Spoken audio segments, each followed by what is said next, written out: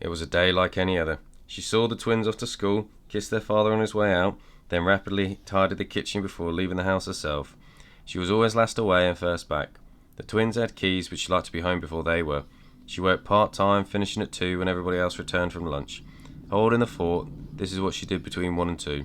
Not much happened in that hour. A few phone calls, an occasional delivery, but somebody had to be on reception. Holding the fort, it made her think of the westerns they used to show on Sunday afternoons when she was a girl. Nothing stood still. Already her own girls were nearly old enough to marry, and would soon only narrowly miss voting in this referendum. On the way home, she went to the polling place, a church hall. She handed over the card and received the ballot paper.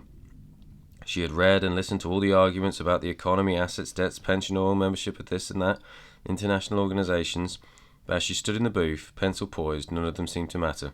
What mattered was how she felt. When she reached home, she put the radio on for the news, and the reader reportedly simply that voting was brisk.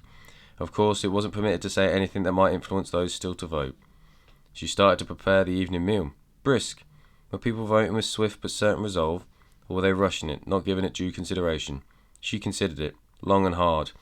How often does such an opportunity come along, to vote for or against your country's independence? Once in a lifetime, they were saying, but it was rarer than that. What it was independence? What did it mean in the crowded, connected world? Well, she had made her mark. She felt as though she'd done the right thing.